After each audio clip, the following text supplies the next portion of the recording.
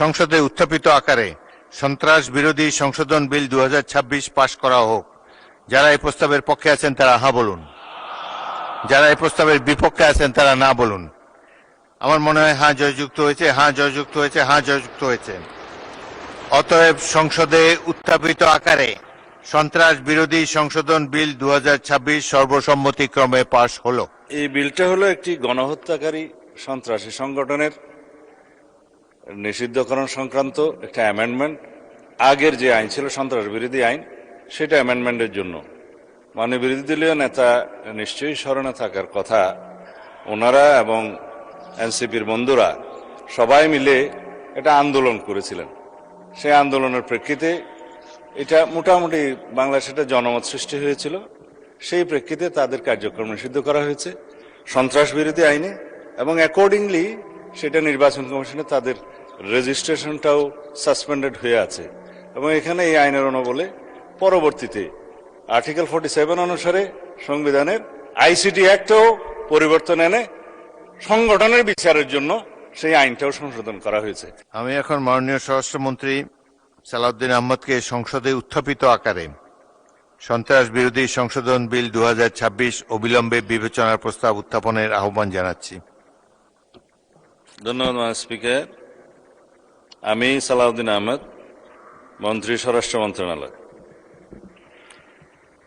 প্রস্তাব করছি যে সন্ত্রাস বিরোধী আইন 2009-এর অধিকতর সংশোধন কল্পে আনিত বিলটি সন্ত্রাস বিরোধী সংশোধন বিল 2026 মহান সংসদ উত্থাপিত আকারে অবিলম্বে বিবেচনার জন্য গ্রহণ করা হোক।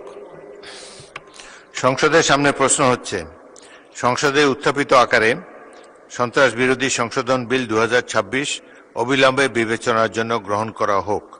যারা এই প্রস্তাবের পক্ষে আছেন তারা হ্যাঁ বলুন, যারা এই প্রস্তাবের বিপক্ষে আছেন তারা না বলুন। আমার মনে হয় হ্যাঁ জয়যুক্ত হয়েছে, হ্যাঁ জয়যুক্ত হয়েছে, হ্যাঁ জয়যুক্ত হয়েছে। অতএব সংসদে উত্থাপিত আকারে সন্ত্রাস বিরোধী সংশোধন বিল 2026 অবিলম্বে বিবেচনার জন্য গৃহীত হল। মাননীয় সদস্যবৃন্দ, বিলটির উপর দফাওয়ারি কোনো সংশোধনী নেই। আমি এখন এই বিলের দফাগুলো সংসদের সামনে পেশ করছি। সংসদের সামনে প্রশ্ন হল, বিলের দফা 2, 3 ও 4 এই বিলের অংশ হিসাবে গ্রহণ করা হোক। যারা এই প্রস্তাবের পক্ষে আছেন তারা হ্যাঁ বলুন, যারা এই প্রস্তাবের বিপক্ষে আছেন তারা না বলুন। আমার মনে হয় হ্যাঁ জয়যুক্ত হয়েছে, হ্যাঁ জয়যুক্ত হয়েছে, হ্যাঁ জয়যুক্ত হয়েছে। অতএব বিলের দফা 2, 3 ও 4 এই বিলের অংশ হিসাবে গৃহীত হল। সংসদের সামনে প্রশ্ন হচ্ছে, বিলের 1 দফা বলবৎকরণ দফা প্রস্তাবনা প্রবর্তন এবং শিরোনামা এই বিলের অংশ হিসাবে গ্রহণ করা হোক। যারা এই প্রস্তাবের পক্ষে আছেন তারা হ্যাঁ বলুন, যারা এই প্রস্তাবের বিপক্ষে আছেন তারা না বলুন। আমার মনে হয় হ্যাঁ জয়যুক্ত হয়েছে, হ্যাঁ জয়যুক্ত হয়েছে, হ্যাঁ জয়যুক্ত হয়েছে। অতএব বিলের 1 দফা বলবৎকরণ দফা প্রস্তাবনা প্রবর্তন এবং শিরোনামা এই বিলের অংশ হিসাবে গৃহীত হল। মাননীয় স্বরাষ্ট্রমন্ত্রী, আপনি বিলটি পাশ করার প্রস্তাব উত্থাপন করতে পারেন।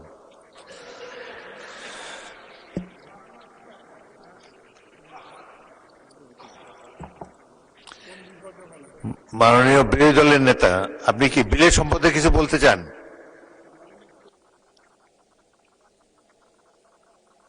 বিরোধী দল নেতাকে মাইক দেন। এই সংক্রান্ত একটা তুলনামূলক শীট আমরা এই 3-4 মিনিট আগে হাতে পেয়েছি, তো এটা পুরা পড়তে পারি নাই। যেহেতু আইনটা অবশ্যই একটা সেন্সিটিভ আইন, আমরা কি অনুরোধ করতে পারি যে এটা পাশের জন্য একটু সময় হাতে রেখে আমাদেরকে একটু সুযোগ দেওয়া হোক।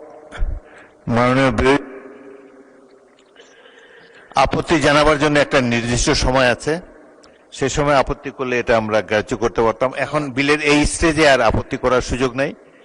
দুঃখজনকভাবে শীটটা তো পেয়েছে এই মাত্র। এনিওয়ে, এটা হয়তো এটা এ সম্পর্কে পরে আমরা দেখব, কিন্তু এখন বিলের এই স্টেজে আপত্তি করার কোনো সুযোগ নাই। অতএব সংসদের সামনে প্রশ্ন হচ্ছে, আপনি কি বিলটি পাশ করার প্রস্তাব উত্থাপন করেছেন? বিলটি পাশ করার প্রস্তাব উত্থাপন করতে পারেন মানে স্পিকার, মানে বিরোধী দলের নেতা ফ্লোর আপনি প্রস্তাব পাশ করার প্রস্তাব উত্থাপন করতে পারেন। জি মানে স্পিকার। মানে স্পিকার, এই বিলটা হলো একটি গণহত্যাকারী সন্ত্রাসী সংগঠনের নিষিদ্ধকরণ সংক্রান্ত একটা অ্যামেন্ডমেন্ট আগের যে আইন ছিল সন্ত্রাস বিরোধী আইন সেটা অ্যামেন্ডমেন্টের জন্য মাননীয় বিরোধী দলীয় নেতা নিশ্চয়ই স্মরণে থাকার কথা। ওনারা এবং এনসিপির বন্ধুরা সবাই মিলে একটা আন্দোলন করেছিলেন। সেই আন্দোলনের প্রেক্ষিতে এটা মোটামুটি বাংলাদেশে একটা জনমত সৃষ্টি হয়েছিল। সেই প্রেক্ষিতে তাদের কার্যক্রম নিষিদ্ধ করা হয়েছে সন্ত্রাস বিরোধী আইনে, এবং অ্যাকর্ডিংলি সেটা নির্বাচন কমিশনে তাদের রেজিস্ট্রেশনটাও সাসপেন্ডেড হয়ে আছে। এবং এখানে এই আইনের অনুবলে পরবর্তীতে আর্টিকেল 47 অনুসারে সংবিধানের আইসিটি অ্যাক্টেও পরিবর্তন এনে সংগঠনের বিচারের জন্য সেই আইনটাও সংশোধন করা হয়েছে। এখন আপনারা যদি এর উপরে আলোচনা করতে চান, আমার মনে হয় সংশোধনের সেকেন্ড রিডিং এর স্টেজে যদি আপনারা সংশোধনী দিতেন, আলোচনা থাকতো, এবং ফার্স্ট রিডিং এ উত্থাপনের পরে যদি আপনারা আপত্তি তুলতেন তাহলে আলোচনা থাকতো। স্টেজে আমি উত্থাপন আমি আমার রুলিং দিয়েছি, আপনি আপনার পাশ করার প্রস্তাব। ধন্যবাদ মাননীয় স্পিকার আমাকে কথা বলার সুযোগ দেওয়ার জন্য। আমি জাতিকে পরিষ্কার করার জন্য এই কথাগুলো বলব। জাতি পরিষ্কার আছে। ধন্যবাদ মাননীয় স্পিকার। মাননীয় বিরোধী দলের নেতা মেনে নিয়েছেন।